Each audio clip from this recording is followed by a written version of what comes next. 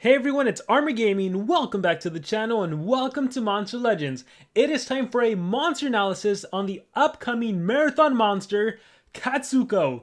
Katsuko was always the weakest in the Sumo Academy. He was an oily fish and milk only diet, but it had no effect on him. His body was strong, but he didn't excel because his teacher, Okiawa, tormented him on a daily basis, ridiculing him in front of the whole class. When Katsuko could no longer take it, he decided to escape from the academy. He tried to get through a little hole into the fence, but his body was too big and he got stuck. He started scratching the ground underneath to make the hole bigger, but the dirt he kicked up with his paws intoxicated him. It didn't look or feel like regular dirt. It was a glitchy powder that invaded his lungs. After a couple of seconds of not being able to breathe, Katsuko composed himself. He gathered momentum once more and he flew out of a hole in the fence. It was like the strength he'd lacked his entire life was finally there. He felt he was prepared to become the ultimate sumo fighter, but before claiming the title, there was one thing he needed to do: destroy his evil teacher, Okiawa. And so that is how this monster came to be. It's all Okiawa's fault for ridiculing this monster. So now, fast forward into the Cosmic Era, we have Katsuko is a light tank who can both gain and give shield to allies while he also deals with enemies, especially other tanks. Katsuko has an evolving trait. At rank 0, he's immune to possession, which is pretty useful considering we have quite a few possession monsters. Black Feather comes to mind, Witch Cat comes to mind. I believe Master, the upcoming exclusive monster, is going to have possession, maybe has corruption, so that would be dangerous, because immunity to possession is not like Abomination, you can still get corrupted. At rank 1, you become hardened, so 20% of the time you don't get hit with negative effects. And at rank 3, you gain a shield at the start of every single battle, which just increases your tankiness, of course. So let's talk about the stats on Katsuko. So Katsuko boasts a life of 74,997, which is a pretty significant life stat. It is the 4th highest stat in the game, tied with that of Hardy, Craster, Seaquake, and Bomb Beta. The only 4 monsters that have a higher life stats are Solar Flare with a life stat of 81,130, and then we have Targon and Renata at 80k 527, and then we have Orozmic at 79,622. But after those tanky lives, we have 74,797. Moving on to the power stat, we have 7799. This is also the 4th highest power stat in the whole entire game. So this monster is tanky and very powerful. So the only power stats that are higher are, of course, Iguanazar, Craster, and Kaguya. And then we have this monster right here. Also Solar Flare. Solar Flare also has a higher power stat than Katsuko. And then the speed stat, as is the case usually with monsters that are powerful or tanky, tends to be kind of slow. 5742, this is on the lower end. He's still faster than quite a few monsters, like the 3rd lowest stat, so there are plenty of slow monsters, so it's not too bad. The important thing about this monster is that he is a tanky attacker, and specifically, he hates taunt monsters, which you're gonna see. So we talked about his evolving trait, relics. He can hold double shield relic, so it's quite rare when a monster can hold double relics. In my personal opinion, the shield relics are not the best kind of relic you can hold. I mean, it just helps with his survivability, however. I mean, I feel like I've gotten so used to monsters having revival lessons, I'm like, imagine if he had revival lessons, he'd be a threat again, but that is unfortunately not the case. The single 50% life shield, just to really quickly talk about again, considering he has a high life stat, this just adds to his tankiness, especially now with the shields. In terms of books, he's in an Adventure book, Good Legion, and Winter book, so that is quite nice. And with that said, let's talk skills. So you have a skill that applies a 30% life shield to all of your allies. It is spammable, 0 cooldown, and it does cost 22 stamina, so if you're ever in a situation where you can get hit with CDA, 30% life shield, that would be kind of nice. However, considering the way you're going to ruin this monster, it might not be worth running this skill. Moving on, we have another 0 cooldown skill. This one deals 30 damage, and it costs 22 stamina. It is a moderate special damage attack that dazes the enemy. Again, these two are spammable. Moving on, we have Yori Kiri, deals moderate light damage to an enemy, applies a 50% life shield to all of your allies. So this has a 1 turn cooldown and a 19 stamina cost. That is pretty nice. 40 damage with a 50% life shield to everyone. I love the fact that you're giving a shield to everyone, especially in a world where relics can damage you, where DOTs can damage you. A 50% life shield goes a long way. The next skill we have deals moderate special damage to one enemy and applies daze to all enemies. So you attack a singular monster, but everyone gets residual daze. Daze reduces accuracy by 25% and damage output by 25%. It's nice to apply it, but it's not the best thing. Let's see what else we have. Inashi deals heavy light damage to an enemy, applies a 50% life shield to all allies. So yet again, we have another 50% life shield. So basically, with this monster, if you want to, you can have a 50% life shield on all of your teammates every single turn. One turn you do Inashi, or actually you would do Yorikiri on turn 1, on the next turn you do Inashi, and then on the next turn you do Yorikiri, and you basically just keep cycling off and on. I mean, obviously this one does have a 2-turn cooldown, so it's not that straightforward, but I mean, come on, 1-turn cooldown, 50% life shield, and a 2-turn cooldown, 50% life shield, especially low stamina cost on this monster, 16 and 19, that is nice. Alright, then we have this one. Okay, this is the main skill right here.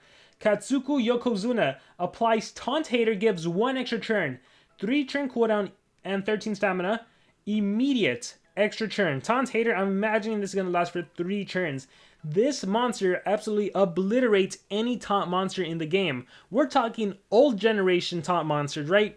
We're talking mega taunt monsters. We're talking Bomb Beta. We're talking Daedalus. We're talking Solar Flare. We're talking Brutalizer. We're talking Armor Claw. We are talking the OP Shelly. This monster can kill Shelly, especially because you are a light element monster. You are light based, and you can give yourself Taunt Hater, so Megaton monsters beware. And the next skill we have, Henka, deals moderate light damage to all enemies. So this, against a Shelly, is insanely powerful. And you also get a 30% life shield on top of all that. So let's take a look at Henka. Henka deals 35 damage. With Taunt Hater, it is triple. Alright? So instead of 35, think 105 damage. 35, 35, 70, 35, 105. Yes. Against a Megaton monster, they take that damage 3 times over. So 105 plus 105 plus 105, what is that? 315. And that, then you still have to incorporate the 50% damage advantage, elemental advantage, from having a light-based attack versus dark-based attack. Oh my gosh, Shelly. 315 to what is that? Another 100-something points? So like almost 500 damage in a single attack with Katsuko and Henka against the Shelly. Yeah, Shelly is going to die with this monster if Shelly has Mega Taunt, which at rank 3 it does, and you just blast it with Katsuko followed by Henka. Against a monster like Bomb Beta might survive just because it is a light-based attack against a light monster, so it's going to be cut by 50%, but you'll still benefit from the Taunt Hater, which is still getting a huge buff, even against the Bomb Beta, so this monster definitely has a capacity to deal a ton of damage. And of course, you get a 30% life shield, so even if the enemy monster survives, and their relic triggers, you know, the Morg's armor deals damage against your monster, hey, you're fine, that 30% life shield protected you. So this monster, when I first saw him, I was like, man, the skills aren't that impressive. Yeah, he attacked and you get a life shield, but just because of this Taunt Hater, this changes this monster, and in my opinion, he's definitely worth having, because Shelly is a monster that a lot of players did purchase. The only way to get Shelly was from the exclusive pass, so you have to fork out $50 or more, assuming you waited past the discount. But now we have a monster that can easily kill Shelly in the context of PvP, right? In the context of Team Wars, if it is the light element, you're probably going to face Bomb Betas, but depending on what the book scenarios are, right, it's always 3 monsters versus 3 monsters. There's definitely a lot of situations where you're going to run into a Shelly or just another Megaton monster that's not Bomb Beta. So definitely a useful monster, right? Even if you are battling a Bomb Beta, I guess in that case, the best skill you would have is probably just the special damage attack, right? 35 damage, tripled. Yeah, but I mean, in that case, the Henka is... Actually, I think Henka would deal more than just special damage because this is an AoE, so it's 3 times over, even if it's cut in half. So this would still be more powerful. So yeah, guys, I mean, that's straightforward. This is what this monster is meant for. This is a taunt killer. It is a Shelly killer more than anything. And I guess you can say Brutalizer killer too, since any dark taunt monster, Mega Taunt monster is dead because of this guy. And again, he has the 4th highest power in the game. He has the 4th highest life set in the game. He's quite tanky to kill, right? He has that single 50% life shield to begin with. He has Harden and Immune to Possession. And of course, he has the double shield. So he's hardish to kill, reinstating those shields. I would say you run this monster with a single speed and 2 strength, and you just have him destroy enemy monsters like that. The last skill we have, it's a 25% instant death. I am not a fan of this skill. Considering you're running strength runes on this monster, there's no reason to rely on a 25% instant death. If all else fails, like, I suppose you could, like, you're about to lose and then 1/4 of the time it comes in clutch and you kill the enemy. That'd be awesome. But I don't really think it's needed. Then again, I could see this monster on defense and the AI does this and it kills you like every single time. I could see that being annoying. So maybe it's a tactic players will put on defense just because some chance to kill is better than no chance to kill. Especially in a Team War scenario, that'd be so annoying if you lose a coin because of a dumb 1/4 skill, 1/4 chance to kill you skill. But yeah, I mean, he is, honestly, when you look at him, he's a straightforward monster. It's like, whatever. But then when you're like, wait a minute, Taunt Hater, extra turn, AoE, attack, Shelly can die? That is awesome. Yeah, Shelly's gonna die. Now, keep in mind, it's not a full counter because You do kill Shelly. Shelly comes back with the revival lessons. Shelly reinstates a 100% damage mirror, a life, a damage mirror, a megaton. So, gosh, Shelly doesn't like dying. But yeah, guys, in terms of like it instantly, easily killing, considering this is a race monster, considering you can get this monster to rank 3, rank 4, it's going to be a good monster to have on your side. The last skill we have the ultimate, removes negative effects from all allies, heals by 100%, gives 100% of stamina, and restores cooldowns. This is like a full reset, like starting back at the beginning when the match was about to start, so that's pretty good. Overall, I would say this monster is worth having just because it is a taunt killer. So that's pretty nice to have. So with that being said, guys, that's my analysis on Katsuko. Now I want to hear from all of you guys. Let me know in the comments below, what do you guys think about this monster? Any thoughts in the comments below? Thank you very much, and remember to subscribe.